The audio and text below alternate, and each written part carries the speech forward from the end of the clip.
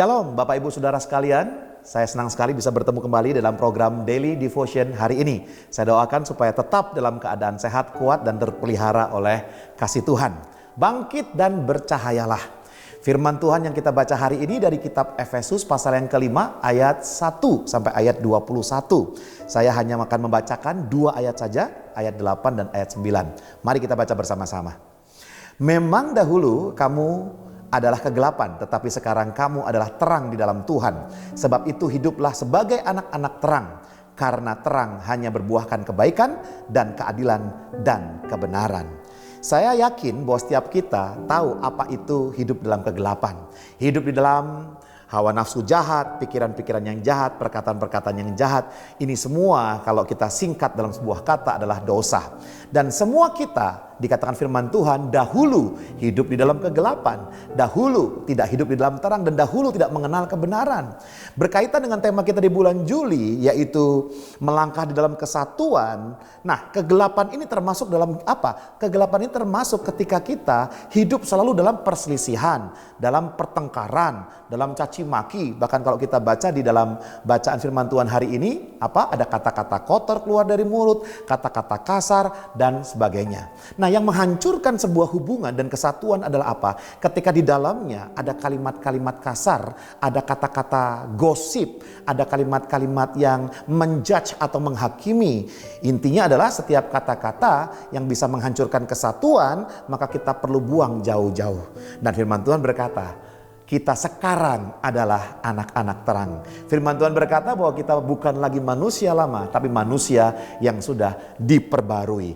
Oleh karena itu, mari kita bangun bersama-sama kesatuan di dalam keluarga kita, di dalam komunitas di mana kita berada. Dengan cara apa?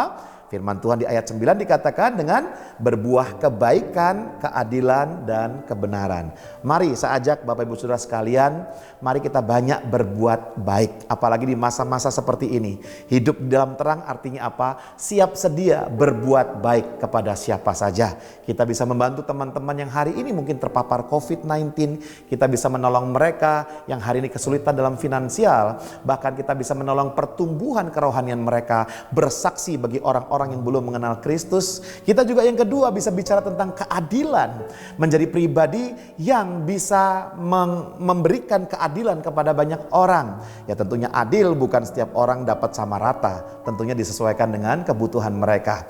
Tetapi ketika orang mempunyai prinsip keadilan, dia tidak akan hanya sekedar untuk kepentingan sendiri, ego, apalagi korupsi. Ya, saya berkata, firman Tuhan mengatakan di sini keadilan itu penting, dan yang terakhir dikatakan kebenaran. Orang yang hidupnya di dalam terang, dia bukan hanya berbuat baik, dia bukan hanya adil buat semua orang, tetapi juga hidup di dalam kebenaran. Hidup dalam kebenaran artinya kita mengikuti segala perintah firman Tuhan.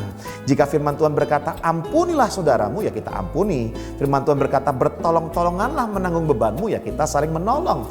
Jika firman Tuhan berkata berapa kali kita harus mengampuni? 77 kali 77 kali 77 kali. Artinya tak terbatas, kita perlu bisa mengampuni terus-menerus seperti Kristus mengampuni kita, ya kita lakukan. Saya berdoa supaya kesatuan semakin terjadi dalam kehidupan kita dimanapun kita berada, dengan menjunjung tinggi kebaikan, keadilan, dan kebenaran. Mari kita berdoa. Terima kasih Bapak yang baik, kami mengucap syukur.